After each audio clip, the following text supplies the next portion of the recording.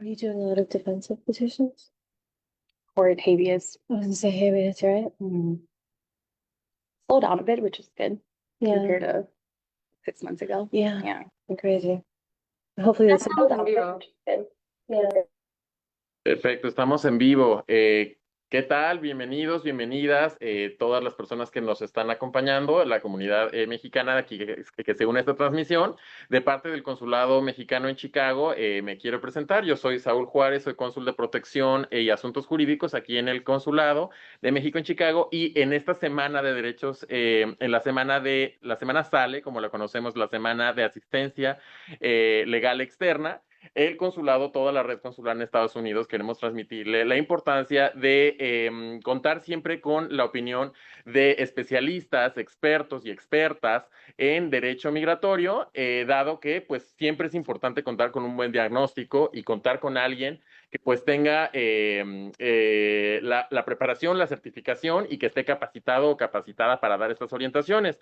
Como muy posiblemente la comunidad que nos está viendo lo sabe, en esta sesión vamos a tener una sesión de preguntas muy breves con las abogadas migratorias. Nos acompañan el día de hoy en esta transmisión la abogada Maciel Tarango, del Law Office of RSV LTD, y la abogada Elizabeth Camilo, del despacho Kempster, Corcoran, Quinceno y Lenz Calvo, que son Immigration Attorneys. Vamos a enfocarnos el día de hoy en esta transmisión dentro de la semana de asistencias legales externas a el tema migratorio, las preguntas y las dudas más frecuentes. El día de hoy, quienes nos están viendo pueden ir escribiendo en el chat de esta transmisión. Les pedimos que quienes estén siguiendo pueden escribir sus dudas del ámbito migratorio, cualquier otra duda para contestarlas en vivo, y si no, vamos a compartir los datos al final de la transmisión para que cualquier duda o pregunta que haya la podamos resolver también a través del correo electrónico. Antes que nada, quiero darles las gracias a las abogadas por estar con nosotros para responder las preguntas. Siempre es importante saber que el consulado puede acercarles o puede dirigirles a través de este programa asesorías legales. Como su nombre lo dice, son externas, no pertenecen al consulado, pero sí son despachos que pueden defenderlas y que pueden quizás tomar el caso. Inclusive quisiera también aquí hacer un poco el anuncio del programa con el que cuenta el gobierno de México, que es el programa de asesorías legales externas, y este programa prevé la posibilidad de que si se toma el caso, inclusive también hay una posibilidad de que se le apoye a la persona con una parte del costo de los abogados. Lo primero y con lo que quiero empezar y abrir nuestra conversación, abogadas, es la importancia de que la persona que va a recibir una asesoría legal cuente con un diagnóstico previo. ¿Qué es un diagnóstico? Lo que quisiera decirle a la comunidad es que eso es como un doctor cuando nos hace una primera evaluación. Para ello es muy importante que cuenten con todos los documentos que tengan a la mano, empezando por los documentos de identidad, los pasaportes mexicanos, la matrícula. Si no la tienen, acérquense con nosotros al consulado, aquí les podemos ayudar a tramitarla, el acta de nacimiento mexicana, cualquier documento de materia migratoria que usted tenga. Ahorita les voy a decir que las abogadas les puedan explicar mejor, pero con esta documentación nosotros aquí en el consulado, en el Departamento de Protección, con mucho gusto les asistiremos para orientarlos un poco y dirigirlas con las expertas. Entonces, bueno, sin más, quisiera empezar, abogadas. Gracias. Quisiera que me ayudaran a contestar. Vamos a enfocarnos a ver primero en las preguntas frecuentes sobre la visa U. Claro. Entonces, antes que nada, quisiera abrir con las preguntas. Quien quiera contestarla, ¿qué es una visa U? Una visa U es una visa humanitaria, no es en sí una vía a la residencia permanente automática, es una visa no inmigrante que le llaman, que cuando se aprueba permite que después de cierto tiempo la persona eventualmente sea elegible para residencia, pero lo que es en sí es una visa para víctimas de crímenes y no todo crimen califica. Hay una lista muy particular de cuáles crímenes califican. Por encima de establecer que el crimen califica, se tiene que establecer que hubo cooperación en la investigación del crimen y que debido a ese crimen se sufrió un daño grave. Y para añadir, ¿quién califica para una visa U? Califica la persona que fue directamente víctima o testigo del crimen, pero también se pueden incluir familiares. O sea que si usted aplica para una visa U, puede incluir también a su esposo, a su cónyuge, al igual que a sus hijos menores de edad. Si la persona que fue víctima es un menor de edad, pueden aplicar también sus padres, su mamá, su papá, al igual que también sus hermanos. Cuando hablamos de víctimas directas, también mencioné víctimas indirectas, o sea que si tienen un hijo o una hija menor de edad que también fue víctima de un crimen, pueden también aplicar los padres, aunque el hijo o el niño sea ciudadano o tenga ya un estatus legal dentro del país. Por supuesto. Muchas gracias. Bueno, de hecho, aquí lo que nos están diciendo es justamente, nos dice abogada Elizabeth que víctimas, y hay posibilidad, no en todos los casos, pero también los familiares, ¿de acuerdo? Por ejemplo, una visa U, ¿qué autoridad es la que la certifica? O sea, ¿quién certifica la visa U? Lo más común sería una agencia de policía, una fiscalía, un juez, pero también cualquier agencia que tenga autoridad de investigar algún delito. Entonces, hemos visto certificaciones emitidas por OSHA, que es una organización aquí en los Estados Unidos que se encarga de asegurar bienestar y seguridad en los lugares de empleo. Departamento de Labor, a cualquier agencia, inclusive DCFS, que es una agencia que se encarga de la protección de menores y familias. Esas agencias, con tal de que tengan autoridad de investigar crímenes, pueden emitir una certificación. Para añadir también, como habló la abogada, hay una lista de crímenes que son elegibles para la visa U. No todos los crímenes son elegibles, pero lo más importante cuando hablamos, cónsul, de los documentos que se necesitan, creo que uno de los documentos más importantes para este tipo de casos es el reporte de policía. Es muy importante acudir con un abogado para que pueda diagnosticar si el crimen del que fue víctima cae dentro de la lista de los crímenes que son elegibles, y así el abogado migratorio va a poder decirles con qué agencia se puede pedir la certificación, y generalmente esto es un proceso que se puede hacer a través de un abogado. Perfecto. Bueno, en este caso, me surge un poco la pregunta, nos comenta la abogada Elizabeth, los crímenes que son elegibles. Por supuesto, hay una gran variedad de crímenes que son elegibles. ¿Puede mencionarnos quizás algunos de los más frecuentes? Sí, los más comunes que vemos es violencia doméstica, o sea, si es víctima de violencia doméstica en una relación. También tenemos crímenes que son felonías, como robo a mano armada. Específicamente, este crimen no está en la lista, pero es similar a una felonía, entonces nosotros hacemos la comparación. Y también, como mencionó, crímenes laborales también. Hay varios que también son elegibles para una visa U. Sí, definitivamente. Y es importante también tener ese diagnóstico legal, porque aunque al parecer un crimen no califique como lo clasificaron en un reporte, sabemos los argumentos, sabemos cómo buscar en esa sección de la ley para ver si hay unos elementos presentes en cada caso que puedan hacer que el caso se mueva de uno que tal vez no califique a uno que sí. Podemos presentar un argumento para establecer que sí califica. Oiga, tengo la pregunta, por ejemplo, sobre todo las personas también a veces preguntan que cuando se completa el proceso de una visa U, ¿hay posibilidad de optar quizás por una residencia permanente o algún otro tipo de alivio migratorio o cómo funciona? Muy buena pregunta. Entonces, eso ha surgido, ha habido un cambio al principio de este año. Siempre había en teoría que cuando uno recibe una visa U final, una concreta, es en inglés se dice un admission, que tiene un permiso, está legalmente presente basado en una entrada, entre comillas, es una ficción legal, le dicen. Entonces, en ciertos casos familiares, si tiene una entrada legal combinada con una petición de un familiar inmediato, eso les permitía pedir una residencia.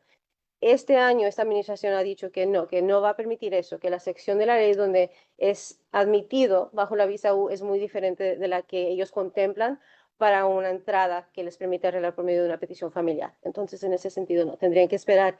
En este caso serían los 3 años bajo la categoría visa U físicamente en los Estados Unidos para entonces ser elegible para pedir la residencia. La visa U, como mencionó la abogada, es válida por 4 años. Después de tener la visa U por 3 años, y si puede demostrar que ha estado aquí físicamente dentro del país, puede aplicar para la residencia. De nuevo, mencionando los documentos que son requeridos, que mencionas, el pasaporte. El pasaporte es muy importante, es uno de los requisitos para la visa U y se tiene que mantener vigente durante el tiempo que tengan la visa U y preferiblemente desde antes. Entonces, siempre acudan al consulado mexicano para renovar sus documentos y tenerlos siempre vigentes durante todo el proceso. No, oigan, muchas gracias. Aquí ya hablando de residencia, porque estamos hablando de residencia Sí. permanente, una pregunta frecuente de las residencias permanentes o como se le llama, tengo mi green card. ¿Qué pasa con las personas que obtuvieron ya la residencia permanente, cambiando un poco de tema ya de la visa U? al obtener la residencia permanente se obtiene la green card. ¿Qué pasa si se pierde? Si la persona pierde su tarjeta de visa, su tarjeta de green card. Más importante es recordar, siguen siendo residentes permanentes, ¿verdad? La tarjeta es un documento físico que comprueba su estatus legal. Ahora, por ley, es requerido que mantengan ese documento con ellos siempre a la mano, especialmente el año pasado, como mencionó la abogada, hemos visto que ahora son más estrictos con eso. Entonces, siguen siendo residentes, pero no van a tener el documento para comprobar eso. Entonces, lo que pueden hacer es aplicar para pedir un reemplazo de la tarjeta. Es un proceso bastante simple, donde nada más se pide que les manden una nueva copia de la tarjeta. Y al igual también pueden ir con una oficina de inmigración que se llama UCIS para pedir como un sello o una estampa en el pasaporte, que de nuevo regresamos a la importancia de tener sus documentos, porque eso es la importancia de poder tener un sello en el pasaporte que demuestre su estatus legal. Y ese sello en el pasaporte funciona como comprobante de la residencia hasta que le llegue su tarjeta. Y le permite viajar también, si hay Correcto. necesidad. Le permite viajar, de acuerdo. Por ejemplo, si una persona que es residente extravió su green card, necesita viajar, necesita salir, digamos que es suficiente con este documento que menciona abogada. ¿Nos puede mencionar un poco más? Sí, lo que se llama en inglés es un added stamp y como funciona el proceso, se hace la solicitud para reemplazar el green card. Con ese recibo podemos pedir una cita en las oficinas de UCIS aquí. Se presenta, es una cita simple en la ventanilla de migración, se presenta con su pasaporte, el recibo y le sellan ese pasaporte, le marcan ahí y eso es comprobante legal. Ok, bueno, muy bien. Seguimos sobre residencia permanente. Quizás lo que quisiera preguntarles también y que es un poco frecuente es, desafortunadamente hay ocasiones en que se pierde y hay veces en las que las personas no sabemos cómo renovar. ¿Me pueden como explicar un poco cómo es el proceso para renovar una visa, una green card y también si es que hay un procedimiento especial para personas que sean mayores de edad, para adultos mayores? ¿Cómo se renueva la green card? Lo bueno es que ya se puede hacer esto en línea, ¿verdad? Y como mencionas, dependiendo de la edad de las personas, si pueden ir hacia un abogado. Lo bueno es que estos formularios ya se pueden hacer en línea, electrónicamente, creando una cuenta con inmigración, que es relativamente fácil. O también se pueden hacer con el formulario regular en papel, si lo quieren enviar por correo. Si tiene su costo también, es un poquito más económico, $50 más barato si lo hace en línea. Entonces, siempre es lo que le explicamos a las personas. Pero el proceso es muy fácil, se crea la cuenta en línea si lo van a hacer en línea, se llena la solicitud y también se puede hacer a través de un abogado. Sí, y eso se puede, la aplicación de papel también se puede hacer si eso es algo que navega con más facilidad. Lo que sí ha cambiado definitivamente, aunque se haga la aplicación en papel, el pago se tiene que hacer de manera electrónica, eso es algo nuevo también, entonces anticipen eso. Pero sí, nuestro buffet recomienda con mínimo unos 6 meses, si es posible o más, de anticipación a la fecha de vencimiento que empiecen a consultar para prepararse para esa aplicación de renovación y también va a ser importante también ese diagnóstico que mencionamos legal, si algo ha cambiado, si han nacido hijos, si ha tenido, Dios no quiera, un arresto, si ha tenido una ausencia extendida de más de 6 meses antes de renovar. Importante saber eso y comentárselo al abogado para que le puedan asesorar bien. Y esto es un poquito más allá del tema, pero las personas que son residentes, si ya tienen cierto tiempo como residentes, pueden también aplicar para la ciudadanía. Esto es un diagnóstico que también hacemos para ver si tal vez quieren mejor empezar el proceso de ciudadanía o si quieren permanecer como residentes. No es un requisito, a veces siempre es recomendable si pueden aplicar para la ciudadanía y esto también lo hacemos en la asesoría legal, explicarles el proceso y los requisitos. Ok, bueno, muchas gracias. Ahí es un poco ya completo, pero yo lo que me estoy quedando como primera conclusión, y si es algo que queremos a quienes están escuchándonos, quienes escuchen esta transmisión, quienes nos vean, es la importancia de tener nuestros documentos en orden, ¿cierto, abogada? Definitivamente. Quizás es volver un poco a donde empezamos. Aquí por parte también del consulado es importante decirles que incluso cuando nos visitan al Departamento de Protección, podemos compartirles una bolsita física, un espacio, un objeto físico que tengamos ubicado en algún lugar en nuestra casa, donde tengamos los documentos que ya mencionamos. De nuevo, vuelvo a repetirlos, empezando por pasaporte, empezando por la matrícula consular, nuestra acta de nacimiento. Sí. Si en algún momento regularizamos, tuvimos green card, copias de eso. Si también en algún momento vimos algún abogado migratorio, inclusive también lo que nos haya dado ese despacho, ese bufete, esa firma, lo que nos haya dado para que las abogadas y los abogados que nos atiendan puedan saber quién o qué proceso se inició. Si en algún momento inclusive tuvimos alguna aplicación de cualquier visa, de cualquier solicitud de cualquier visa, debemos de tener copias de eso. Ahora, pasando como a ese tema, también otra pregunta cambiando un poco el tema, más que la regularización, la cuestión de qué pasar en caso de que un familiar sea detenido, cómo actuar. Bueno, lo primero de nuevo es tener siempre ubicados nuestros documentos. Lo segundo siempre es tener un número de contacto, siempre tenerlo de ser necesario también en la memoria, para que podamos coordinar y pues se pueda brindar tanto la asistencia consular, Sí. pero también que su abogado pueda o su abogada pueda estar en comunicación con algún familiar o conocido, ¿no? Quizás ahorita sería importante ver si hay preguntas en el público. No tenemos preguntas en el público, por lo que sí quisiera volver un poquito a la duda que me quedó sobre la visa U. Ujú. Cuando decimos abogadas que es un tipo de visa en el que los familiares pueden aplicar. Sí. ¿Cuáles son los casos, por ejemplo, más frecuentes en los que, dependiendo del delito del que haya sido víctima la persona, cuáles son los casos más frecuentes en los que hemos visto que los familiares, que pueda darse esta solución para familiares?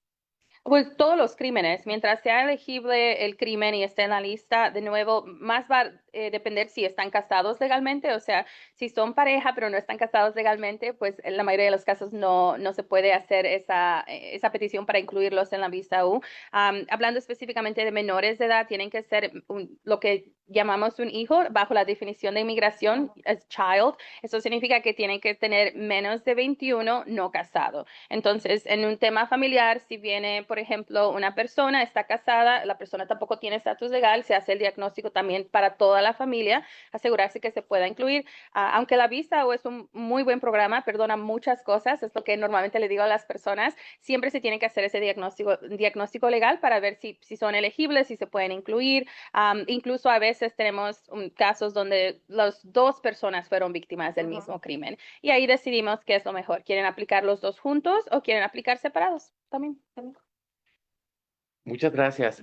Quisiera yo, por ejemplo, cerrar un poquito más, ir cerrando la transmisión, abogadas, a preguntarles, cuando hablamos de que la persona se acerca al diagnóstico migratorio, ¿qué es lo que normalmente les falta a las personas o que a veces como ustedes cuando reciben a nuevos clientes o potenciales clientes, qué es lo que les falta normalmente a las personas de documentación? Que es importante que podamos recordarle a la comunidad. Al recibo, si han tenido una petición previamente archivada, muy importante tener esa documentación, inclusive si Migración les ha asignado un número de registro, ya sea porque tuvieron una petición previa, porque tuvieron una cita ante la Corte de Inmigración, eso nos abre muchas puertas para poder saber el historial.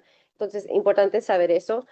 Y luego también sus documentos de identidad de matrimonio, disolución de matrimonio, porque para cualquier petición, si es un nuevo matrimonio, va a tener que comprobar que se disolvió el previo. Entonces, tener esa documentación básica.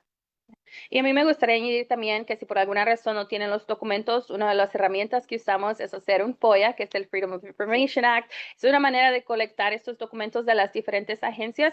Ahora, más que nunca con esta administración hemos tenido varios problemas de obtener récords completos, por eso ahora más que nunca se le recomienda a las personas, si tienen un abogado, si están haciendo aplicaciones, mantener una copia de todo lo que envíen a migración, de todo lo que hagan sus abogados, porque nos va a ayudar a poder hacer el diagnóstico y como menciona la abogada, tal vez no tengan el documento, pero tengan el número del recibo, el número de archivo, es información importante. Y nada más también para añadir, otra cosa también, si han tenido algún arresto, no les dé pena comentárselo al abogado, estamos ahí no para juzgar, pero para analizar y dejarles saber cómo le va a afectar el caso, traer esas disposiciones certificadas de cualquier arresto que haya tenido también. Correcto. Bueno, entonces justo de nuevo recapitulando, en esta bolsita que recomendamos tener, además de los documentos mexicanos que ya mencioné, también, bueno, las abogadas recomiendan que para un buen diagnóstico tengamos muy ordenados también todos nuestros documentos y recibos anteriores de aplicaciones previas o de solicitudes previas que hemos tenido. Sí. Por último, ¿alguna recomendación, abogadas, para las personas que desafortunadamente ya buscaron, se fueron a su folder, no encuentran como que, por ejemplo, no tienen idea de las fechas o se nos olvida a veces las fechas, por ejemplo, de entradas o las fechas, alguna recomendación respecto a dónde pueden acudir o que le recomienden a las personas dónde pueden acudir? Si es que ya mencionó un poco los FOIA Act, pero alguna otra recomendación donde puedan obtener documentos migratorios o documentos de Vital Records. Entonces, la FOIA es la herramienta principal que siempre usamos cuando son documentos que no van a estar ahí contenidos, documentos civiles, venir al consulado, pedir ayuda recreando esos documentos aquí. También una herramienta muy fuerte que la gente a veces se olvida es confiar en sus familiares, en los eventos que estaban pasando en ese tiempo. Entonces, si no están muy seguros si en tal fecha entró, basarse en nació esta persona y vamos a festejar esto. Entonces, eso, reunirse con la familia, aprovechar ese tiempo para recolectar toda la información y así empezar a recrear esa línea de tiempo. Esa es otra herramienta que es muy útil. Ya, creo que también para añadir a lo que hacemos a veces, mucha gente escucha es el FBI check, revisar los récords con el FBI. Esto es un proceso muy fácil y seguro que se hace tomándose sus huellas. También se puede hacer estatalmente o aquí en la ciudad de Chicago si solamente ha tenido arrestos aquí. Pero más que nada, a mí me gustaría invitar a la gente a acercarse con un abogado, con un representante acreditado y pedir esa evaluación migratoria, aunque no se acuerde o no tenga todos los documentos, porque creo que eso va a ser una guía. Obviamente, siempre es mejor traer los documentos, traer la información, pero no permitir que esto los detenga de buscar esa asesoría, Sí, porque hay veces, la mayoría de los casos, las personas vienen, hablamos mucho de la visa U, pero que no saben que son elegibles o no saben cómo empezar. Y después de esa evaluación, les explicamos dónde se puede colectar ese reporte, o incluso nosotros mismos podemos solicitar el reporte, y por eso siempre invitamos a las personas, vayan a la consulta legal, tengan o no tengan los documentos. Obviamente es preferible con la información, pero no se limiten con esos documentos. definitivamente. Muchas gracias. Justamente antes de un diagnóstico, también aquí en el consulado quisiera mencionarles que muchas veces traemos no uno ni dos, sino hasta 3 o 4 casos posibles respecto a varios ámbitos, ¿no? Del ámbito migratorio, pero también del ámbito penal, criminal, ¿no? Pero también del ámbito a veces laboral, porque ya surgió un caso laboral. Y al final, toda nuestra documentación nos va a ayudar a separar. Aquí en el consulado, el Departamento de Protección puede ayudarles con pues una primera orientación, ahora sí que como a dilucidar un poco cuáles son qué caso va para qué ámbito y tratar de poder canalizar con algún abogado. Recordemos también importante recordar que un poco como sucede también con los médicos, o sea, al final del día, el consultar con un abogado no quiere decir que tenga que ser ese abogado en particular, sino que siempre se puede preguntar con otro, además de que pues tenemos que saber que hay especialidades, ¿no? Muchas veces las personas, a veces un caso criminal lo queremos ver con un abogado migratorio, no, tenemos que tener uno, dos o más especialistas que puedan ayudarnos a ver toda nuestra situación. Entonces, para eso, recordarle a quienes nos están viendo que se pueden acercar con nosotros al consulado para poderles ayudar a encontrar todo esto. Si hace falta algún documento mexicano, ayudarles a emitirlo. Entonces, bueno, quisiera concluir si con algún comentario de ustedes, alguna recomendación final, abogadas. Sí, creo que también como mencionas, cada caso es independiente, tiene su área, y también recordarles a las personas que cada caso es individual. O sea, que aunque sean familiares, aunque tengan casi la misma historia, cada persona tiene que acudir a su evaluación legal, hacer su consulta legal. No se puede hacer por familia, ¿no? Incluso VisaSUS, como lo menciono, cada persona tiene su propia aplicación. Entonces, por eso es importante acudir con un abogado y tener su evaluación independiente para esa persona. Y especialmente yo con respecto a la visa en particular, he visto mucho que lo que hace atraer a las personas a este tipo de peticiones es que tiene un perdón amplio. Y siempre digo esto, es un perdón amplio pero no automático. Entonces tenemos que saber exactamente cuáles castigos se aplican para poder pedir que esos en particular se perdonen y saber cuántas pruebas positivas vamos a tener que presentar para que pesen más que lo que perjudica. Entonces, hablar con el abogado con franqueza, con toda la verdad, sin miedo a que lo juzguen, para así poder darle esa asesoría completa y asegurar que se presente el caso mejor. Muchas gracias. Bueno, pues ahora sí concluir. Muchas gracias a quienes quienes escuchan esta transmisión. Y quien ven esta transmisión, es importante saber que la red consular, ya sea que lo vean esto en Chicago o fuera, México, los 53 consulados en Estados Unidos tenemos una línea de emergencias, que es una línea justamente los pueden orientar sobre esto y canalizarlo con el consulado que corresponda, que es la línea de protección, se llama el CIAM.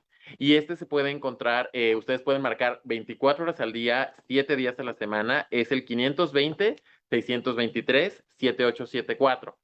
Vamos a ponerlo obviamente en nuestras redes, pero les pedimos que también nos sigan. Inclusive tenemos una línea de emergencias aquí en el consulado en Chicago, también es 24/7 y esta es el 188.